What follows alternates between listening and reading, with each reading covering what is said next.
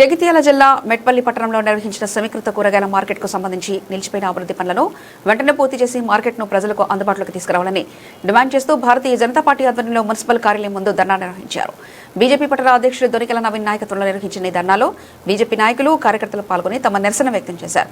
ఈ సందర్భంగా దొనికెల నవీన్ మాట్లాడుతూ సమీకృత కూరగాయల మార్కెట్ నిర్మాణ పనులు పూర్తి స్థాయిలో పూర్తి కాకపోవడంతో రైతులు, వ్యాపారులు రహదారుల పక్కన కూరగాయల విక్రయాలు నిర్వహించాల్సి వస్తుందని అన్నారు. దీనివల్ల ట్రాఫిక్ సమస్యలు తీవ్ర రూపం దాల్చడంతో పాటు రోడ్డు ప్రమాదాలు కూడా పెరుగుతున్నాయని ఆవేదన వ్యక్తం చేశారు.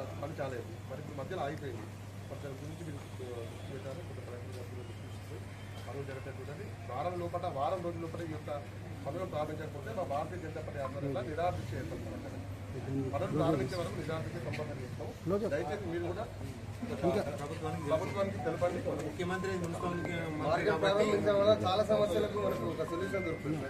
ట్రాఫిక్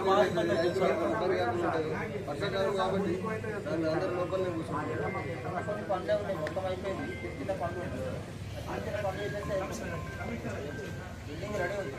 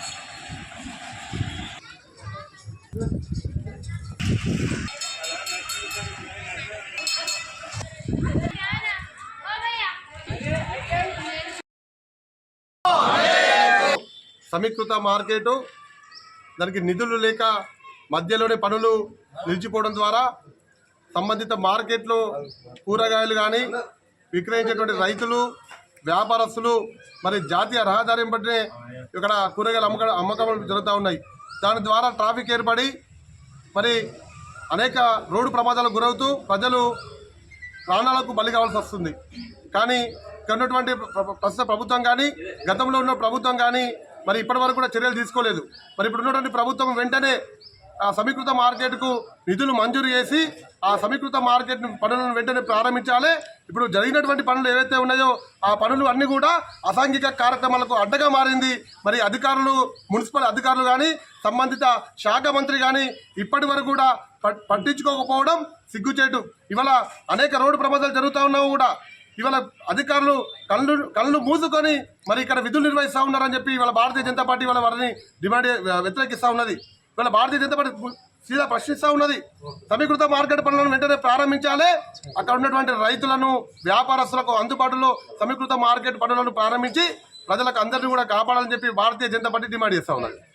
7 కోట్ల నిధులతో ప్రారంభించిన కూరగాయల మార్కెట్ను ఇంతవరకు పూర్తి చేయకపోవడం అటు బీఆర్ఎస్ ప్రభుత్వం కానీ ఇటు కాంగ్రెస్ ప్రభుత్వం కానీ ఇప్పుడు కాంగ్రెస్ ప్రభుత్వంలో ఉన్న ముఖ్యమంత్రి, మున్సిపల్ శాఖ ముఖ్యమంత్రి పరిధి కూడా ముఖ్యమంత్రి చేతుల్లో ఉన్నది. దానికి నిధులు కేటాయించక అది మొత్తం అసాంఘిక కార్యక్రమాలకు అడ్డగా నిలిచింది.